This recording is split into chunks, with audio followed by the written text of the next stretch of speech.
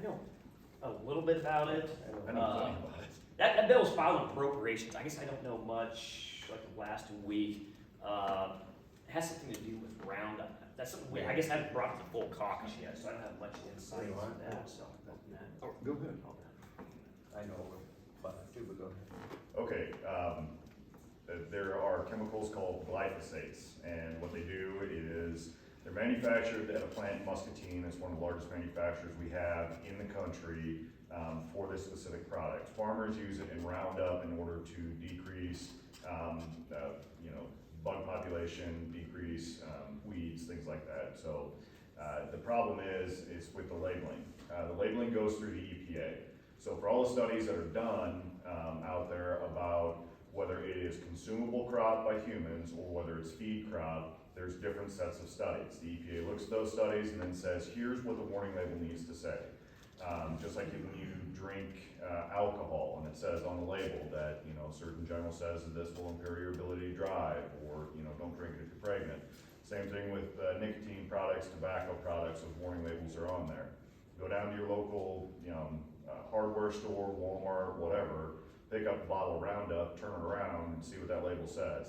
That's all dictated by the EPA, and they don't have, the producers of that don't have the ability to go in and then try and say, we want to change that label. That's all prescribed by the EPA on a national basis. So the lawsuits that are coming up now are people that are have contracted cancer based upon what they believe should have been a fair warning. They should have been able to read the label, and it is coming from a lot of people within agriculture. So that's kind of where the crux of the concern is that should somebody be able to get a $2 billion lawsuit awarded to them for a settlement because they used Roundup and the potential was that their cancer was caused by those chemicals. That's kind of where the dispute is at. There's bills on both the House and Senate side that are looking at the issue and potentially going to take action on them. We don't know though yet because there is that underlying concern that if you're not properly warned about a product, and we've seen this happen throughout your lifetimes, my lifetime, people that have used alternative sugars like aspartame, and then it came out that aspartame can actually have some negative health effects for some people. Just based upon who they are, their genetics, rate of consumption, volume of consumption, all of that.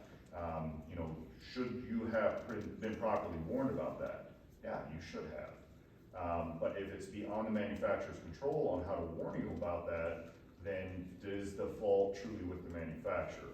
That's kind of where the dispute's at. I don't necessarily love the idea. It's another tort reform bill, and we dealt with some tort reform bills last year.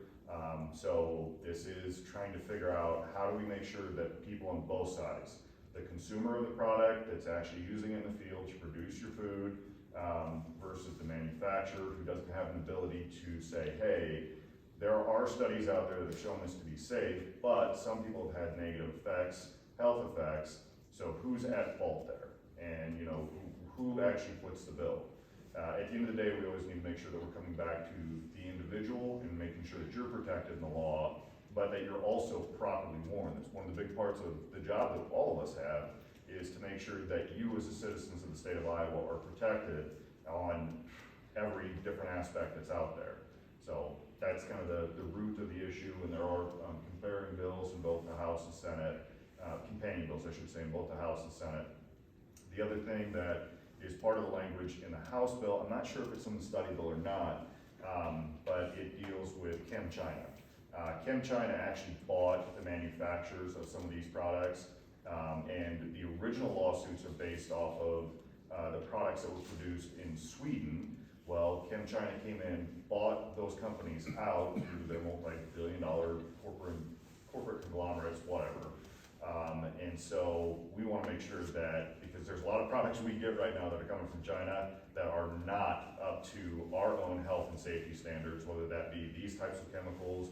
We've got other bills that deal with vaping products where it's just ridiculous. These like little one-off vapes that you can go down and buy, and then they're produced in China. Lord knows what's in them. Nobody knows. They get in the States and then they get sold. So long way to say we're trying to protect the consumers and make sure that there's a fair and equal playing field out there, but also make sure people know, like, hey, you can use this product, but if you do, there are potential negative health effects that will go along with that. So. I would just add that the Bills and Ways and Means, so it could possibly come up in the House Ways and Means Committee next week. I serve on that, so I'm gonna have to make a decision on that issue, which I haven't yet. I've received some emails on it though, but again, when you get action alerts from different groups and so on, read the bill first, because sometimes they're not quite accurate, and some of the emails I got on this, they don't really address the bill. It addresses an idea, and as Matt said, it's kind of a tort reform thing. We don't want to limit anybody from that, but at the same time, if the manufacturer has done everything that the EPA has told them to do, then are they at fault or not at fault? So it's a pretty difficult issue. Not sure it's going to move forward or not, but it's being cast as you're just bailing out a big corporation. Well, that's not necessarily true, particularly if they follow the EPA and all the regulations there. I mean, there's some responsibility on both sides. So not sure it's going to move, but we'll probably find out next week. On this particular bill, I don't think we should be limiting the liability to large corporations, particularly if they're, individuals are getting cancer. And same thing that we did with the cigarette industry. This is something that I've paid a lot of attention to and done a lot of research in, is our cancer rates here in Iowa. Last year I did a bill that made it through subcommittee that was going to be a ban on cancerous carcinogens and catheters. This DEHP is causing a bladder cancer epidemic for the disabled population.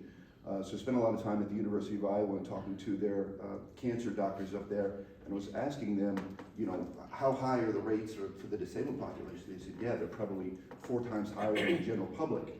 But they said, actually, the area where we're seeing the highest rates in the state are actually not even the disabled, it's from farmers. And so I think that there's a direct correlation there. For those, I think we've said it here today, we have the 2nd highest cancer rate in the country. We have the only cancer rate that is growing out of any state. And I think that we need to do more for it. I thought the firefighter cancer bill that we put forth, I thought was a fantastic bill to be able to cover them on more of their cancers. The bill that Rita Winchell was referring to, I put forth a bill for childhood cancer research to put $1 for every citizen in Iowa to go to cancer research, and we have the 3rd highest rate of childhood cancer of any state in the union. We put 0 appropriation towards that. I say all the time, it's great, this unbelievable tradition that we have at the University of Iowa. First quarter, at Carver, sorry, not Carver, was it Kinnick? We waved to the kids over there at the hospital. What would be better than waving would be to put some money towards that and to address this. Other states have done it. Nebraska puts $4.5 million state appropriation towards this. Kentucky, which has the highest cancer rate in the nation, they put $5 million towards that. So as Representative Kaufman likes to say, if it's good for deeply red states like Texas and Kentucky, Nebraska, it's good for us here in Iowa. Good resist, good stuff.